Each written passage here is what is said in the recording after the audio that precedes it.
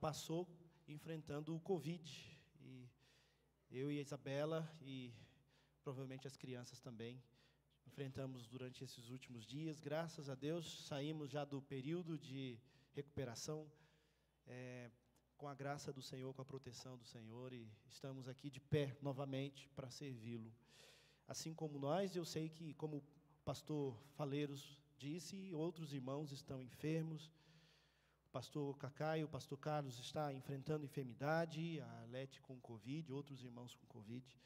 Vamos continuar orando uns pelos outros nesses tempos difíceis.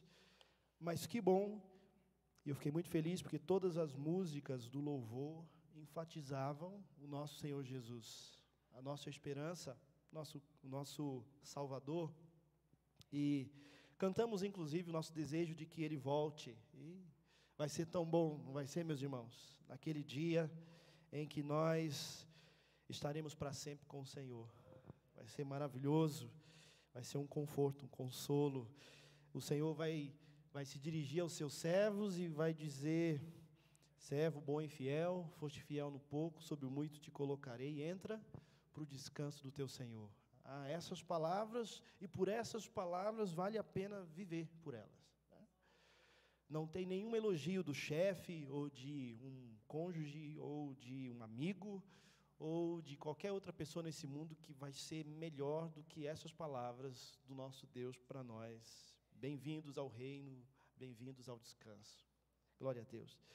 E eu fiquei com a tarefa, o pastor Carlos me comunicou durante a semana sobre a sua enfermidade, me pediu que encerrasse com os irmãos a série em Atos. Então, nós vamos para o último capítulo desse livro, Atos, capítulo 28. E eu sei que vários pregadores, vários pastores ministraram a palavra de Deus através desse livro nos últimos meses. E agora, ainda em janeiro de 2022, nós vamos para o último capítulo de Atos dos Apóstolos. E eu quero convidar a igreja toda para fazermos a leitura. Se puderem, mais um minutinho, 2, de pé, com atenção. Depois os irmãos poderão se assentar e ouvir a exposição. Lembrando que a leitura da palavra de Deus já é a pregação da palavra de Deus, e eu acho até que é a parte mais inerrante do sermão, é quando o pastor lê o texto bíblico do jeito que Deus o revelou para nós. Então, eu vou ler os versículos, são 31. Os irmãos acompanhem em oração, para que Deus já esteja pregando a sua alma, enquanto eu leio o texto bíblico, tá bom? Atos capítulo 28, verso 1 diz assim: uma vez em terra, verificamos que a ilha se chamava Malta. Só uma pausa aqui, quem está narrando isso é Lucas, e ele está com Paulo, na viagem de Paulo para Roma, no navio, que no meio do percurso enfrenta um naufrágio. Então é nesse contexto que ele começa Atos 28. No meio da viagem, logo após eles sucumbirem no naufrágio, eles chegam à ilha de Malta. Versículo 2. Os bárbaros, ou nativos, poderíamos traduzir assim também, trataram-nos com singular humanidade, porque, acendendo uma fogueira, acolheram-nos a todos por causa da chuva que caía e por causa do frio. Tendo Paulo ajuntado e atirado à fogueira um feixe de gravetos, uma víbora, fugindo do calor, prendeu-se-lhe a mão. Quando os bárbaros viram a víbora pendente da mão dele, disseram uns aos outros: certamente este homem é assassino, porque, salvo do mar, a justiça não o deixa viver. Porém ele, sacudindo o réptil no fogo, não sofreu mal nenhum. Mas eles esperavam que ele viesse a inchar ou a cair morto de repente. Mas depois de muito esperar, vendo que nenhum mal lhe sucedia, mudando de parecer, diziam ser ele um deus. Perto daquele lugar havia um sítio pertencente ao homem principal da ilha, chamado Públio, o qual nos recebeu e hospedou benignamente por 3 dias. Aconteceu achar-se enfermo de disenteria, ardendo em febre, o pai de Públio. Paulo foi visitá-lo e, orando e impondo-lhes as mãos, o curou. À vista deste acontecimento, os demais enfermos da ilha vieram e foram curados. os quais nos distinguiram com muitas honrarias, e tendo nós de prosseguir viagem, nos puseram a bordo tudo o que era necessário. Verso 11. Ao cabo de 3 meses, embarcamos num navio alexandrino, que invernara na ilha, e tinha por emblema Dióscuros. Tocando em Siracusa, ficamos ali 3 dias, donde, bordejando, chegamos a Régio. No dia seguinte, tendo soprado o vento sul, em 2 dias chegamos a Puteoli, onde achamos alguns irmãos que nos rogaram que ficássemos com eles 7 dias. E foi assim que nos dirigimos a Roma. Tendo ali os irmãos ouvido notícias nossas, vieram ao nosso encontro até a praça de Ápio e as 3 vendas. Vendo-os Paulo e dando por isso graças a Deus, sentiu-se mais animado. Verso 16. Uma vez em Roma, foi permitido a Paulo morar por sua conta, tendo em sua companhia o soldado que o guardava. 3 dias depois, ele convocou os principais dos judeus e, quando se reuniram, lhes disse: varões e irmãos, nada havendo feito contra o povo ou contra os costumes paternos, contudo vim preso desde Jerusalém, entregue nas mãos dos romanos, os quais, havendo-me interrogado, quiseram soltar-me sobre a preliminar de não haver em mim nenhum crime passível de morte. Verso 19. Diante da oposição dos judeus, senti-me compelido a apelar para César, não tendo eu, porém, nada de que acusar minha nação. Foi por isso que vos chamei para vos ver e falar, porque é pela esperança de Israel que estou preso com esta cadeia. Então eles lhe disseram: nós não recebemos da Judeia nenhuma carta que te dissesse respeito. Também não veio qualquer dos irmãos que nos anunciasse ou dissesse de ti mal algum. Contudo, gostaríamos de ouvir o que pensas, porque na verdade é corrente a respeito desta seita, que por toda parte é ela impugnada. Verso 23. Havendo-lhe eles marcado um dia, vieram em grande número ao encontro de Paulo na sua própria residência. Então, desde a manhã até a tarde, lhes fez uma exposição em testemunho do reino de Deus, procurando persuadi-los a respeito de Jesus, tanto pela lei de Moisés, como pelos profetas. Houve alguns que ficaram persuadidos pelo que ele dizia, outros, porém, continuaram incrédulos. E havendo discordância entre eles, despediram-se, dizendo Paulo estas palavras: bem falou o Espírito Santo a vossos pais, por intermédio do profeta Isaías, quando disse: vai este povo e dize-lhe, de ouvido e ouvireis e não entendereis, vendo vereis e não percebereis.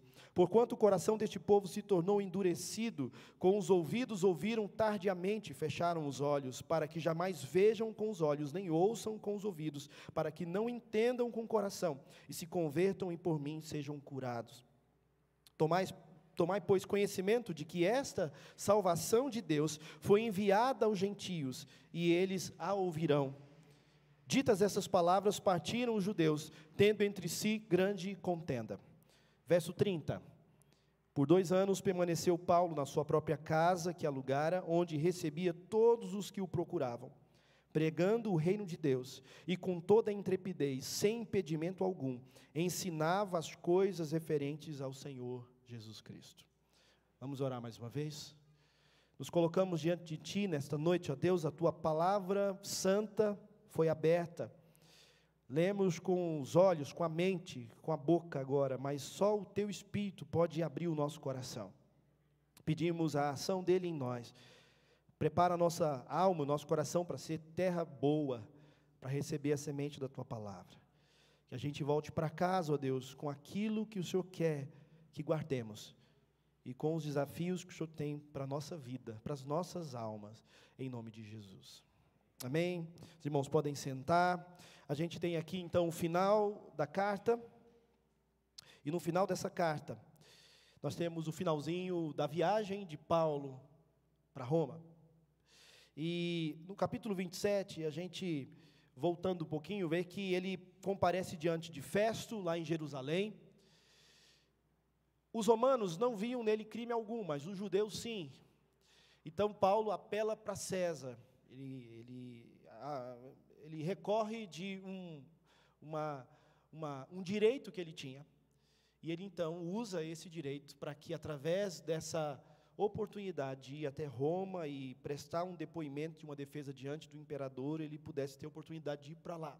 A gente sabe que Paulo escreve uma carta à igreja de Roma com o desejo de visitá-la, de estar com eles. Parece que agora isso vai acontecer, mas não necessariamente nas circunstâncias que o apóstolo Paulo esperava. O fato é que o capítulo 28, então, ele começa com Paulo chegando em Malta, uma ilha lá no Mediterrâneo, como um náufrago.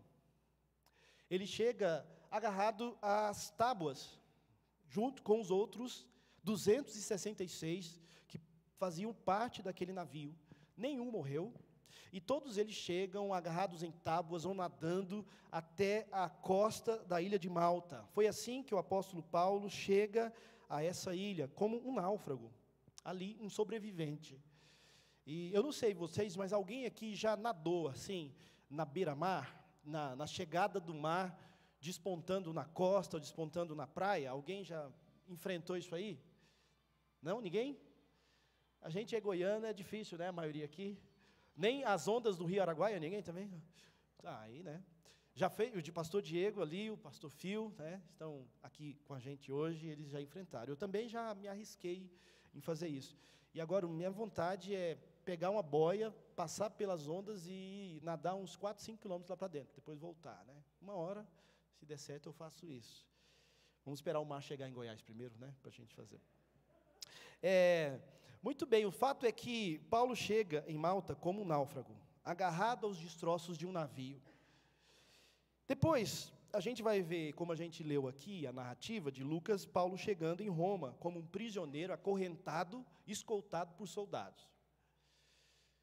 Mas o que é maravilhoso, e é a ênfase minha nessa mensagem final de Atos, é que não são apenas as circunstâncias transitórias desse mundo que definem quem nós somos, nosso valor e o nosso destino. Paulo pode até ter chegado como um náufrago em Malta, ele pode até ter chegado como um prisioneiro em Roma, mas Paulo sabia como ele ia chegar no final, de fato. Se você ler 2 Timóteo capítulo 4, versículo 8, Paulo está falando para o jovem pastor Timóteo como seria o fim dele. Ele já está nessa fase final. E Paulo diz assim para Timóteo, ele diz: já a coroa da justiça me está guardada, a qual o Senhor, reto juiz, me dará naquele dia, e não somente a mim, mas a todos quanto amam a sua vinda. Olha o que Paulo está dizendo para Timóteo. Paulo está dizendo: a coroa da justiça me está guardada, o qual o Senhor, reto juiz, me dará naquele dia, não somente a mim, mas a todos os que aguardam a sua vinda. Paulo não ia terminar a sua viagem nesse mundo agarrado às tábuas de um navio que se arrebentou numa tempestade no meio do mar. Não, Paulo não terminaria a sua vida como um prisioneiro acorrentado em Roma. Paulo não é escravo de Nero, nem do imperador. Paulo não está à mercê da vontade das forças humanas. Paulo diz para Timóteo: eu vou terminar com uma coroa na cabeça diante do Senhor. E essa convicção de Paulo é o ponto aqui, final, não só para mim, da mensagem desse último capítulo, mas do livro de Atos. A gente percebe um homem extremamente convicto, seguro, diante de circunstâncias que ele não controlava. Ele chega em Malta, náufrago, e ele é bem recebido pelos bárbaros, e é um termo que poderia ser trocado por nativos, não significava que eram pessoas não civilizadas, muito pelo contrário, Paulo e os outros que vieram do naufrágio foram muito bem tratados, mas ele foi bem tratado por esses nativos, e só que nesse contexto ele é picado por uma víbora, né, por uma cobra com veneno mortal, e eles estavam dizendo: bom, então a justiça, e aí até está em letra maiúscula, esse homem deve ter alguma culpa, porque sobrevivendo ao naufrágio, agora a justiça não lhe deixa vivo, ele vai morrer com a picada dessa víbora. Mas o que a gente sabe que acontece, nós lemos há pouco, nada lhe acontece de mal, e aí de repente começam a achá-lo como um Deus, né, poderoso, que não se afetava por veneno de cobra. Depois, ele é conduzido para a casa do principal, do governador, do prefeito da ilha ali, do Públio, né? Ali ele é hospedado, ele fica ali alguns dias, bem acolhido, ele e mais um grupo, e ali o pai de Públio fica doente, e ele cura o pai de Públio, E assim muitos doentes da ilha vão até onde Paulo está, e ele cura a muitos. E ele faz ali um trabalho de expansão, pregação e de manifestação do poder do Evangelho naquela ilha de Malta. Depois, ele é muito bem preparado, eles arrumam um outro navio e toda a tripulação parte com Paulo ainda prisioneiro, e eles vão embora então de Malta, passam pelo porto de Siracusa, pelo porto de Régio, até chegarem no porto lá no Golfo de Nápoles, que é chamado aqui de Puteoli, né? É um nome bonito, né? Para colocar aqui para a língua portuguesa. Puteoli é o nome do lugar. Ali ele desembarca e ele vai por terra até chegar em Roma. E a última parte da sua viagem, escoltado como prisioneiro até a cidade de Roma, são aí mais ou menos 200 quilômetros. Ele vai chegar até a Via Ápia, que era conhecida como a estrada mais antiga, mais reta e mais perfeita do mundo, uma via que o Império Romano construiu, perpassando por vários territórios. E ele vai chegar em Roma. Lá em Roma, o que acontece com o apóstolo Paulo? Ele é prisioneiro domiciliar, ele aluga uma casa. Ele é aquele prisioneiro que está aguardando uma audiência diante do imperador Nero. E enquanto ele não tinha essa audiência pública, essa audiência oficial, ele poderia morar numa casa, ele aluga uma casa, e nessa casa ele fica 2 anos. Nessa casa ele recebe muitas pessoas, ele recebe amigos, ele recebe curiosos, gente interessada no Evangelho. A primeira coisa que Paulo faz em Roma é convocar a liderança de todos os judeus, porque a gente sabe que o apóstolo Paulo estava debaixo de acusações de que ele era contra a lei de Moisés, de que ele estava desprezando a palavra do Antigo Testamento, de que ele queria derrubar o império, de que ele era alguém que estava distorcendo a promessa de Deus. E Paulo faz questão de reunir logo de pronto os líderes judeus, e ele vai arguir, ele vai conversar, ele vai explicar o Evangelho para esse povo. Há um grupo que acredita, confia, um grupo que não confia, um grupo que o coração se abre para essa palavra do apóstolo Paulo, um grupo que não se abre. E Paulo, então, ele fica por 2 anos em prisão domiciliar, ali recebendo judeus, gentios. Ele vai dizer para os judeus: olha, vocês que não estão crendo, vocês estão vivendo aquilo que o profeta Isaías já havia anunciado, que a palavra de Deus seria pregada não para salvar vocês, mas para condená-los. Para deixar claro que vocês ouviram, mas vocês não entenderam, não creram e não foram salvos. Bom, o ponto aqui, meus irmãos, é que em todo esse episódio, e o livro de Atos termina com essas reticências. Paulo, na casa dele, por 2 anos, recebendo pessoas durante esse tempo, pregando o evangelho do reino e ensinando sobre Jesus Cristo. E o fato é que em todos esses episódios, se a gente olhar desde o começo do ministério do apóstolo Paulo, o apóstolo Paulo demonstra uma fé e uma convicção que o torna resistente a todas essas adversidades e produtivo e frutífero no meio delas. Então, a minha reflexão com os irmãos é que nós precisamos dessa fé, dessa confiança que Paulo tinha em Deus, dessa convicção de que ele tinha, de que era um servo de Deus que cumpria propósitos soberanos de Deus, para que nós também possamos ser resistentes e produtivos no meio das circunstâncias que nós estamos vivendo. Paulo vive num mundo em que as coisas não são lineares, ele não controla as circunstâncias, e nós, igualmente, da mesma forma, vivemos num mundo assim. E eu tenho certeza que se eu perguntasse para cada um de vocês: você quer ser alguém resistente no meio das adversidades que estão acontecendo ao seu redor? Não só resistente, mas você quer ser frutífero no meio delas? Então tem algo importante para a gente pensar e aprender aqui com o apóstolo Paulo. Para mim, o segredo, ele se manifesta em vários episódios da vida do apóstolo, mas eu queria destacar o que está mais próximo, capítulo 27, versos 23 a 26. Volte um pouquinho aí para os versos 23 a 26 do capítulo 27. Versículo 23.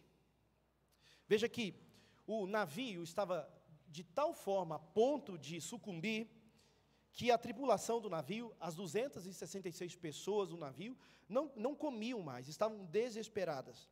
Aí Paulo, no verso 23, se levanta no meio dessa tempestade toda, da iminente morte, Paulo diz assim: porque esta mesma noite, verso 23, um anjo de Deus, de quem eu sou e a quem eu sirvo. Será que você pode repetir aí, onde você está, essa expressão comigo? De quem eu sou e a quem eu sirvo. Identidade e propósito.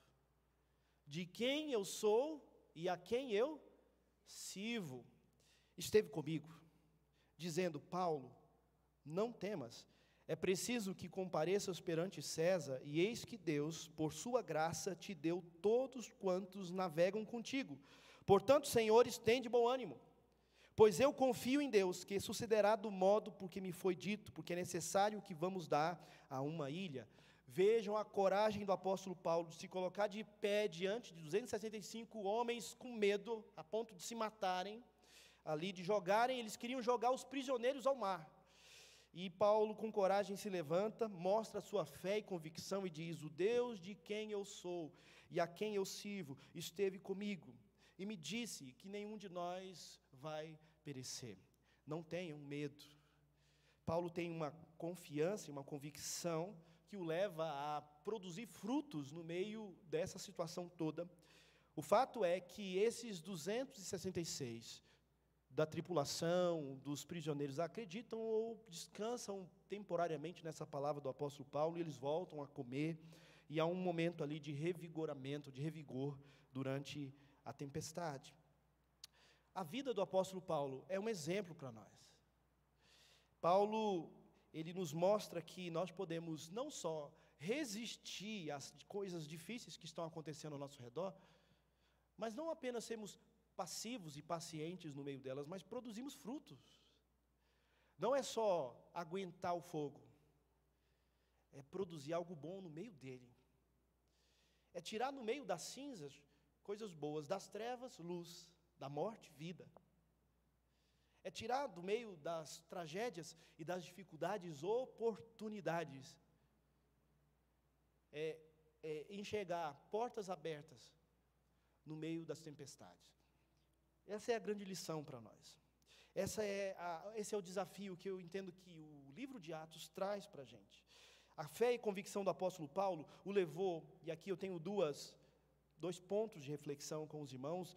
A fé e a convicção do apóstolo Paulo o levaram a descansar em Deus diante dos encontros e desencontros que a vida dele experimentou durante a sua caminhada, durante a sua missão.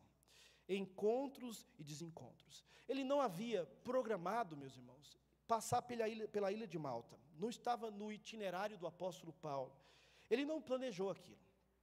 O naufrágio não estava nos planos do apóstolo Paulo. O encontro com aqueles bárbaros nativos da ilha de Malta não estava nos planos do apóstolo Paulo. Conhecer Públio, o governador da ilha, não estava nos planos do apóstolo Paulo. Se encontrar com muita gente doente naquela ilha, não estava no seu planejamento. Mas esses aparentes desencontros na vida dele são controlados por Deus. E essa é uma lição para mim e para você. Se nós confiarmos em Deus, tivermos fé e convicção, como Paulo tinha nele, nós vamos descansar diante dos encontros e desencontros que a nossa vida também vai experimentar no meio da missão. Paulo demonstrava uma incrível tranquilidade diante de vários perigos que ele enfrentou. O que ancorava ele? O que o fazia não se entregar ao desespero? A plena confiança de que Deus era soberano e poderoso para conduzir todas as coisas. Paulo, ele não descansava a sua vida no seu livre-arbítrio, na sua vontade, mas na vontade de Deus. Uma das cartas que Paulo escreve nesse tempo de prisão lá em Roma foi Efésios. E foram lidos 2 textos aqui no culto hoje. Um estava em Filipenses, que foi o texto no começo do louvor, e o texto que o pastor Antônio Faleiro leu no começo do culto estava em Colossenses capítulo 1. Colossenses, Filipenses, foram escritos por Paulo nesse período em que ele estava preso em Roma.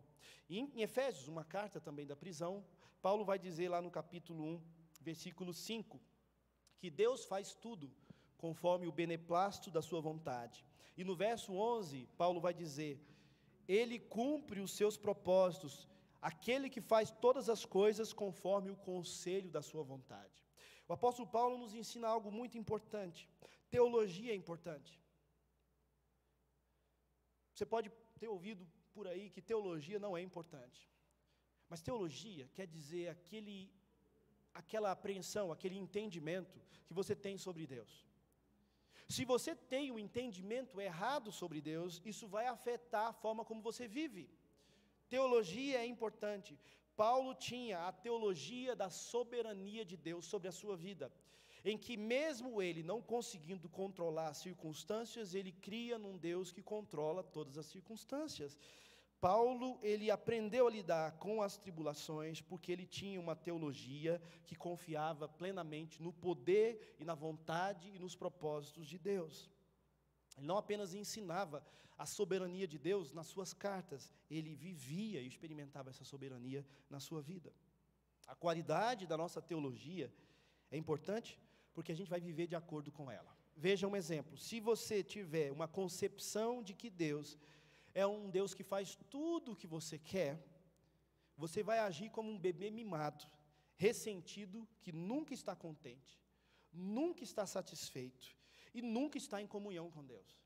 Se o conceito que nós tivemos de Deus é um Deus que faz tudo aquilo que a gente quer, nós estaremos sempre insatisfeitos, nós estaremos sempre ressentidos com esse Deus, nós estaremos sempre sem comunhão com Ele. E esse é um retrato, meus irmãos, de muitos crentes em Anápolis, no Brasil e no mundo. Eles não conhecem o Deus que a palavra de Deus revela, que a palavra de Deus nos mostra, e por isso se ressentem com Ele. Fazem 7 semanas de oração e esperam que Deus assim seja colocado na parede e faça exatamente aquilo que foi pedido. Vão aprendendo mandingas, vão aprendendo caminhos, como se Deus fosse um gênio da lâmpada mágica, que você esfrega e Ele vai realizar-se o seu pedido. Deus é soberano. Deus salva pessoas do Covid e Deus permite a morte. Deus salva servos dele do câncer e Deus permite a morte de servos deles pelo câncer. Deus livra os nossos filhos ou não os livra.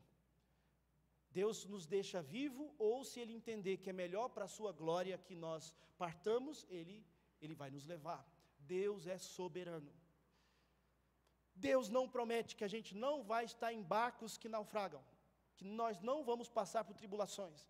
Deus não diz que você não vai sofrer fome, nudez, perigo, espada. Se alguém te disser isso, você é filho do rei, você não passa fome, você não paga perigo, nem espada, você não sofre, você não vai ser atribulado. Essa pessoa nunca leu a Bíblia, não conhece a palavra. Paulo diz: eu aprendi a passar por todas as coisas. Eu já tive fome, eu já tive fartura, eu já passei frio, eu já passei dificuldade, eu já passei por tribulação, já fui apedrejado, já fui dado como morto. Cristão evangélico, servo de Deus, passa por todas essas tribulações. E qualquer teologia que lhe prometa algo diferente, não vem de Deus, não vem da sua palavra. É um afago do ego. Deus permite sim, e Paulo é uma prova disso. Ele teve de lidar com a viagem como prisioneiro, perseguido pelos judeus, injustiçado pelos romanos. Paulo teve que lidar com o naufrágio do navio. Paulo teve que lidar com a ingratidão daqueles tripulantes, porque os soldados que estavam no navio quiseram lançar Paulo ao mar. Esses mesmos soldados que estavam desesperados, e Paulo os conforta. Paulo, diz assim, não fiquem com medo, vocês vão ficar vivos. Paulo é um agente do bem na vida desses soldados, e em retribuição os soldados querem jogá-lo no mar. Paulo enfrenta injustiça, enfrenta perversidade, enfrenta calúnia, enfrenta um medo. Ele enfrenta o ataque de coisas naturais. Quem disse que crente não é picado por cobra? Que crente não pode sofrer das mazelas naturais, a picada de uma cobra, a tempestade em alto mar? Paulo sofre tanto as tribulações naturais do nosso dia a dia do nosso planeta, como ele sofre as mazelas do pecado dos outros. Ele chega em Roma como prisioneiro, e é provável, meus irmãos, que ele tenha morrido pelas mãos de Nero.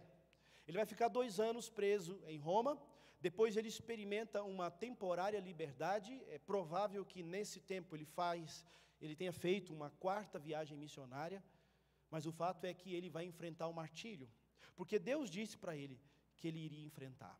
E Paulo enfrenta o martírio, como dizem os historiadores, provavelmente ele foi morto por Nero, lá em Roma, depois de algum tempo dessa prisão. Se a nossa teologia sobre Deus, a nossa concepção sobre Deus, é um Deus que faz tudo o que nós queremos, seremos como bebês mimados e ressentidos, que nunca estão contentes com Deus, nunca estão satisfeitos, nunca estão em comunhão e nunca estão produzindo frutos. Porque pessoas insatisfeitas, inconformadas, que se sentem injustiçadas por Deus, não têm tempo e nem espaço no seu coração para amar o outro, para abençoar o outro, para se doar pelo outro, porque ele está preocupado com o dele, ele se sente no prejuízo. Como ele pode dividir se ele está perdendo? Paulo nos ensina aqui que nós podemos ter tranquilidade no meio dos encontros e desencontros que nós podemos experimentar na nossa vida. A missão que nós temos é clara, é óbvia, é clara. Nós temos que pregar o Evangelho para toda criatura, mas o trajeto da nossa missão não é claro para nós. Deus não lhe deu o mapa exato de tudo o que você vai fazer e por onde você vai passar. Deus te deu a missão. O trajeto está sob o controle dele, e o que ele quer de você e de mim é que nós confiemos nele. Deus não te chamou para ser dele em Cristo Jesus, e te chamou para fazer a missão dele em nome de Jesus, te dando todo o itinerário. Você não sabe exatamente tudo o que você vai fazer por Deus nos próximos anos. Alguém aqui sabe? Porque eu não sei. Ninguém sabe. Lutero, certa vez, ele disse isso de uma forma semelhante ao que eu vou traduzir aqui. Ele fala: eu não conheço o caminho, mas eu conheço o guia. E Lutero comparece diante de Worms, lá na Alemanha, diante de um grupo, de um público, no qual ele seria subjugado. Ele estaria diante de John Eck, o emissário do imperador Carlos V e do Papa, e ele é proibido de falar sobre o Evangelho na perspectiva que ele pregava, o Evangelho bíblico. Ele é proibido de divulgar os seus livros, ele tem que negar a sua fé, e ele enfrenta tudo isso com coragem, convicção, semelhantemente ao apóstolo Paulo, porque ele aprendeu a confiar no Senhor. Nós temos, por exemplo, outros desencontros que, para a nossa perspectiva, são coincidências ou acasos, mas que estavam debaixo do controle de Deus. Por exemplo, aquela mulher samaritana que foi buscar água, como ela fazia com frequência, lá em Samaria, e de repente ela vai buscar água e ela se encontra com um homem sentado na beira do poço, e aquele homem era Jesus, que estava passando por ali. Ele não estava indo necessariamente para Samaria, ele estava indo para Galileia, mas por causa das circunstâncias, ele para ali naquele poço. Aquela mulher vai lá no momento em que ele estava ali, e ali ela é transformada, ela vai pegar a água do poço e ela se torna um evangelista naquele dia. Ela volta para Samaria, contando para todo mundo, dizendo: venham e conheçam um homem que me disse tudo quanto tenho feito. Ela não saiu de casa naquele dia pensando: eu vou buscar água e vou voltar uma pessoa completamente diferente. No entanto, foi isso que aconteceu quando ela se encontrou com Jesus. A história da igreja, meus irmãos, é a história de desencontros, na nossa perspectiva, mas que faziam parte dos planos soberanos de Deus. Por exemplo, tem a história de Calvino, um dos reformadores. Ele não foi o único, ele foi um deles, mas Calvino estava com o seu irmão e o seu meio-irmão viajando de Paris para Estrasburgo. Tudo indica que ele estava por trás do discurso do reitor da Universidade de Paris. E esse discurso despertou uma perseguição de morte contra os protestantes.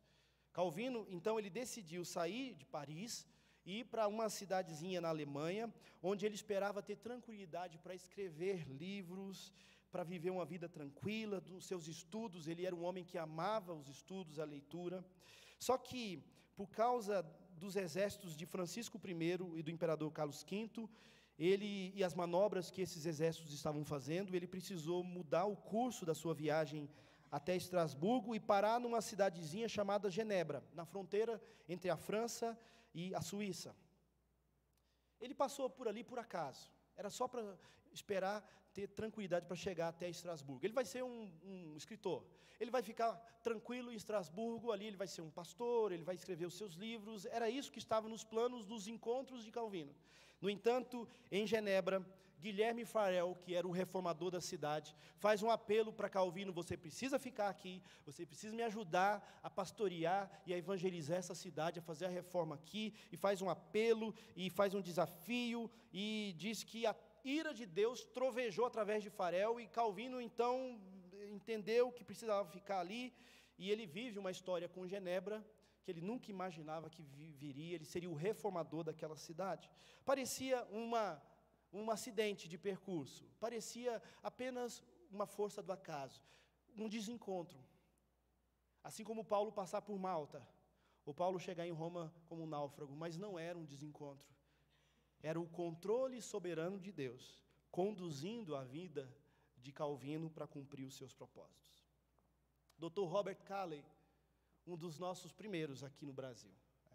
Os irmãos conhecem Dr. Robert Calley e a Sarah Calley, talvez por alguns hinos, pela história da Igreja Cristã Evangélica e da Igreja Congregacional. O Dr. Calley, ele não queria vir para o Brasil, ele não tinha planejado vir para cá. Ele queria ir para a missão para o interior da China. E ele tentou por 2 vezes, tanto pela sociedade da Escócia, quanto pela sociedade missionária da Inglaterra, ir para a China. Ele queria ser missionário na China. No entanto, na primeira vez, ele foi impedido.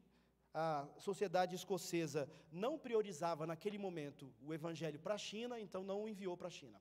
E a sociedade inglesa, a missionária inglesa, soube que a noiva dele estava com tuberculose. Então, não permitiu que ele viajasse como missionário para a China.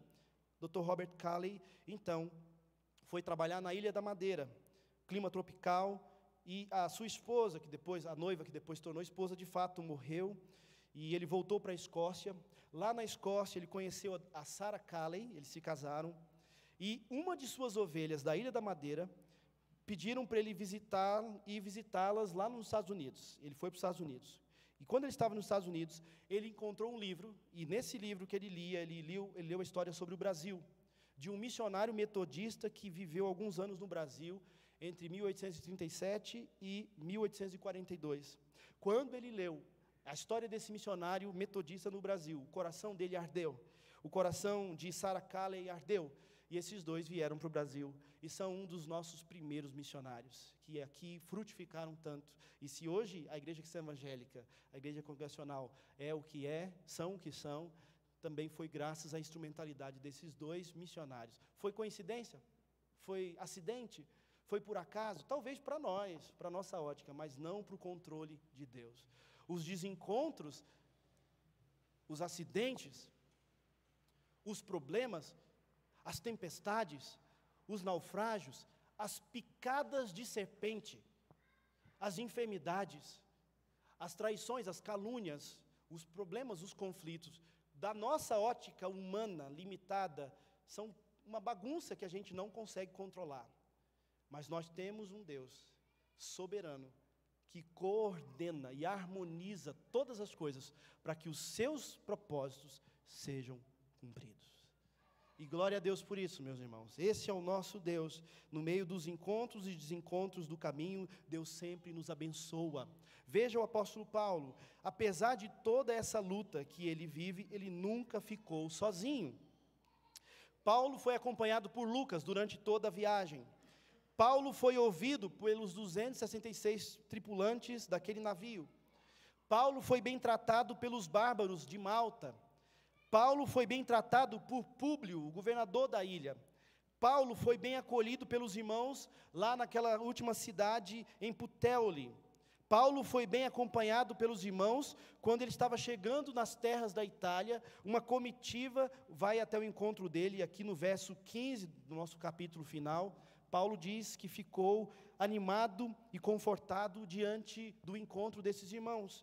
Paulo foi bem acolhido pelos irmãos lá em Roma, ele recebia visitas, ele enviava recados, ele não ficou sozinho, ele não apenas teve momentos difíceis, ele não apenas teve momentos de dificuldade, ele foi um homem abençoado, ele foi acompanhado, ele tinha amigos, ele tinha companheiros, ele tinha irmãos, ele tinha conforto, ele tinha aqueles que estavam próximo dele, ele era alvo das orações da igreja, ele era alvo do cuidado e do amor de muitos irmãos, muita gente se importava com ele, muita gente o amava, porque a nossa vida não é apenas feita de tribulação e de sofrimento, mas de grandes bênçãos que Deus nos dá no meio dessas circunstâncias.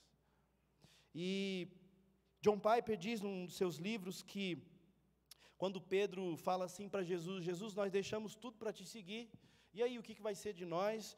John Piper diz que o que Jesus responde para os discípulos tem motivado gente a ir para o campo missionário em toda a história da igreja. Jesus diz assim para Pedro, quando Pedro fala assim: nós deixamos tudo para te seguir, como se fosse uma autocomiseração, dó de si mesmo. Jesus diz assim: em verdade vos digo, que ninguém há que tenha deixado casa ou irmãos, ou irmãs, ou mãe, ou pai, ou filhos, ou campos por amor de mim, por amor do Evangelho, que não receba já no presente, e o cêntuplo de casas, irmãos, irmãs, mães, filhos e campos com perseguições, e no mundo por vir a vida eterna. Vou dizer de novo, porque essas palavras precisam ficar no nosso coração, meus irmãos. Não há ninguém que tenha deixado casa, ou irmãos, ou irmãs, ou mãe, ou pai, ou filhos, ou campos, por amor de mim, e por amor do Evangelho, que já não receba no presente o cêntuplo de casas, irmãos, irmãs, mães, filhos e campos com perseguições, e no mundo por vir a vida eterna. Não, a vida de Paulo não terminaria segurando tábuas na beira de Malta, ou preso em Roma, mas ele vai dizer para Timóteo: já a coroa da justiça me está reservada naquele dia em que o reto juiz vai me receber. A segunda e última aplicação, meus irmãos, é que a fé e a convicção do apóstolo Paulo não apenas o levou a estar tranquilo no meio das dificuldades, mas também o levou a aproveitar essas oportunidades, a ser frutífero no meio delas. Paulo é como aquele homem do Salmo 1: bem-aventurado o homem que não anda segundo o conselho dos ímpios, não se detém no caminho dos pecadores, não se assenta na roda dos escarnecedores. Antes o seu prazer está na lei do Senhor, e na sua lei medita de dia e de noite. Ele é como uma árvore plantada junto aos ribeiros de água, que no devido tempo dá o seu fruto, e cuja folhagem não murcha, e tudo quanto ele fizer será bem sucedido. Os ímpios, porém, não são assim, são como a palha que o vento dispersa. Por isso os perversos não prevalecerão no juízo, nem os pecadores na congregação dos justos, pois o Senhor conhece o caminho dos justos, mas o caminho dos ímpios perecerá. No devido tempo dá o seu fruto. Paulo deu fruto no meio do navio. Paulo deu fruto no naufrágio. Paulo deu fruto no meio da tempestade. Paulo deu fruto em Malta. Paulo deu fruto na costa italiana. Paulo deu fruto para centenas de pessoas em Roma serem impactadas com o Evangelho. Paulo deu fruto porque as cartas que ele escreve já foram lidas por mais de bilhões de seres humanos. As cartas que o apóstolo Paulo escreveu já foram lidas por mais de bilhões de seres humanos na história. Paulo pregou através das suas cartas para milhares, milhões, posso dizer bilhões de pessoas. Ele deu fruto. O apóstolo Paulo chega em Roma de forma tão simples, despretensiosa. O comentarista Matthew Henry diz assim: quantos homens importantes fizeram sua entrada em Roma? Coroados, recebidos com triunfo, que realmente eram pragas da sua geração. Quanta gente foi recebida em Roma com festa, com vibração, mas foram maldição para essa cidade.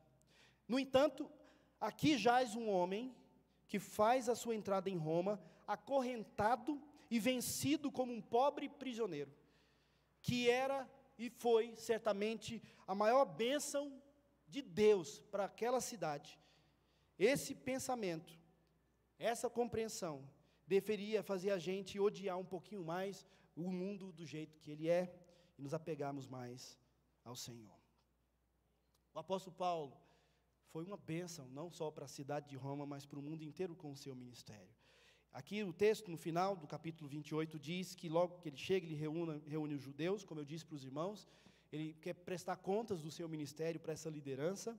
A gente tem, a partir do verso 17, essa convocação dos principais judeus.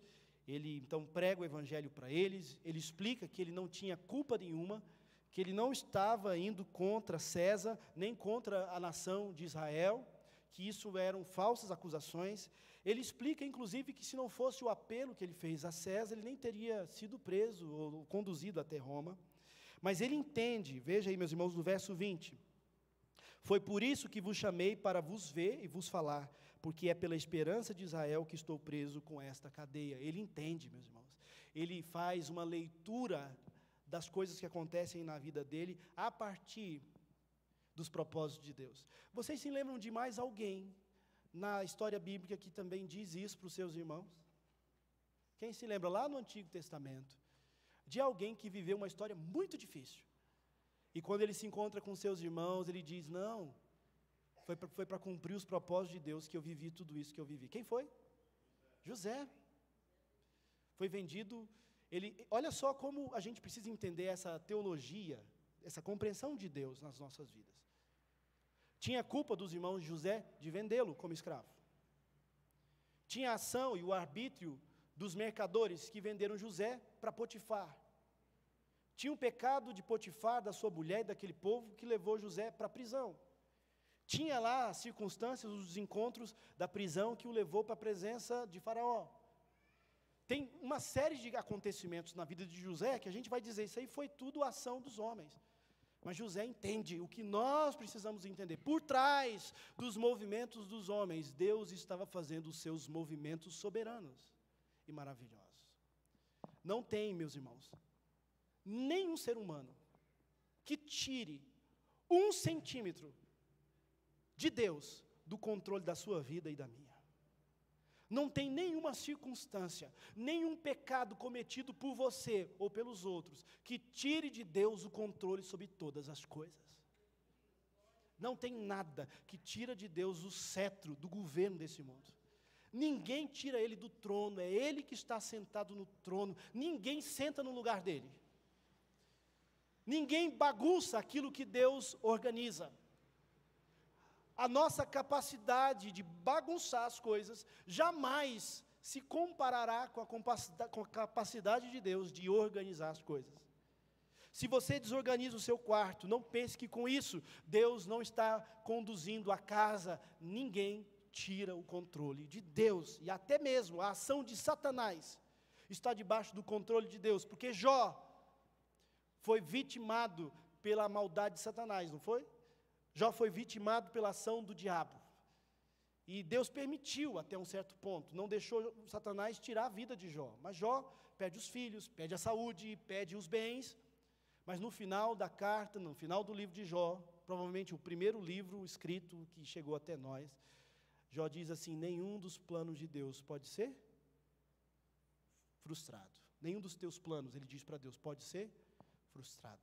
Nem Satanás tem a capacidade de tirar 1 centímetro de Deus do controle dele. Deus está no controle de todas as coisas. Paulo vai dizer em Romanos 8, 28, sabemos que todas as coisas cooperam para o bem daqueles que amam a Deus, que são chamados segundo o seu propósito. O papel que você e eu temos nesse versículo é amar a Deus. O papel de Deus é coordenar todas as coisas para o nosso bem, para cumprir os seus propósitos em nós. Deus é poderoso e nada pode tirar dele o controle de todas as coisas. Isso nos faz, meus irmãos, e isso nos motiva a falar dele no meio das circunstâncias. Paulo poderia ter sido só um resmungão naquele navio naufragando.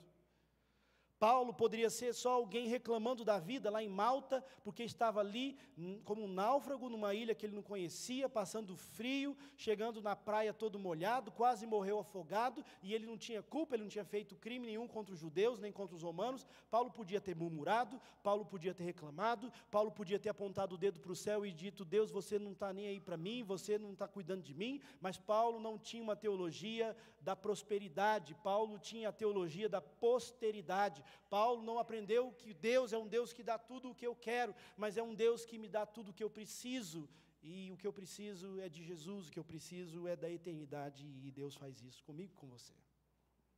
Vamos terminar? Nosso tempo já terminou aqui. Paulo evangeliza na prisão.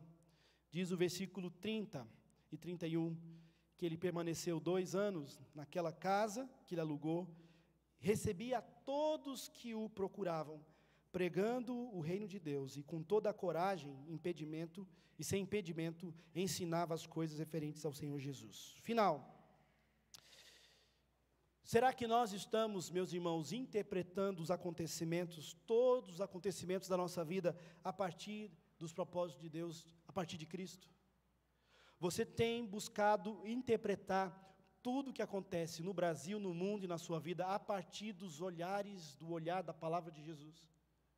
Segundo, você tem aproveitado todos os acontecimentos que acontecem na sua vida para apontar esse Jesus? Porque se eu sei que Jesus, que Deus está controlando todas as coisas, eu preciso proclamá-lo para aqueles que não sabem disso. Todos nós, de certa forma, meus irmãos, estamos em prisão domiciliar neste mundo de pecado. O mundo é uma grande Roma, onde o diabo é o príncipe desse mundo, e todos nós estamos aqui presos de certa forma, sem podermos desfrutar de toda a nossa liberdade que um dia desfrutaremos em Cristo. Mas o que nós fazemos enquanto isso? Nós vamos nos tornar prisioneiros domiciliares, resmungões, reclamões, egoístas, passivos, calados, mudos, ou nós vamos nos tornar, como Paulo, aquele que fez da sua casa uma agência missionária, que fez das suas tragédias uma bênção para a vida dos outros, que fez do seu sangue, do seu suor e das suas lágrimas evangelização dos perdidos, que fez das suas perdas ganho para os outros, que fez dos seus sofrimentos alegria para os outros. Nós, como diz Justo Gonzalez, não temos o final de Atos capítulo 28, porque essa história ainda está sendo escrita. John Stott diz assim: a história de Atos terminou com os apóstolos, mas a história da igreja continua. Há uma reticência aí no final do livro de Atos. Não tem uma conclusão, não tem uma despedida, não tem um amém. Termina com Paulo preso, evangelizando na sua casa em Roma. E essa história continua sendo escrita, porque o mesmo Espírito, o mesmo Deus, poderoso, soberano, que estava conduzindo a vida do apóstolo Paulo, que o chamou, também está conduzindo a sua vida e a minha. Também está nos chamando. E do mesmo jeito que o apóstolo Paulo vivia num mundo que ele não controlava, cheio de desencontros e de problemas, os nossos navios, as nossas vidas também estão enfrentando tempestades. Um escritor chamado Piper Shedd diz assim, que um navio atracado no porto está seguro, mas não foi para isso que o navio foi construído. O navio foi construído para estar em alto mar, enfrentando as tempestades. Você e eu, meus irmãos, essa é a palavra de Deus, vou terminar com ela. Essa é a palavra de Deus para nós. Eu não sei as razões que me levaram para o CTCEB hoje. Eu não planejei isso, estar lá hoje no seminário. Eu não planejei ir para Brasília quando comecei meu ministério lá em 2002. Não planejei plantar uma igreja em Águas Claras. Não estava nas minhas contas, eu não conseguia controlar isso. Hoje nós temos o pastor Diego e o pastor Fio aqui com a gente. 2 professores, o pastor Diego chegou no semestre passado, os irmãos conheceram. O pastor Fio e a Carol estão chegando literalmente nas últimas horas, né, aqui para estar com a gente. Eu não sei, pastor Fio e Carol, Diego, que conta vocês fizeram, né? Que conta os irmãos fizeram para estarem aqui agora. Nós não controlamos essas coisas.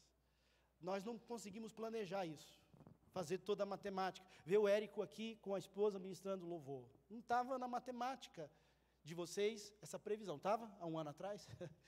Nós não controlamos isso. A gente não controla. Isso pode nos levar a ficar inseguro, porque a gente não tem aquela poupança que eu sei quanto rende todo mês.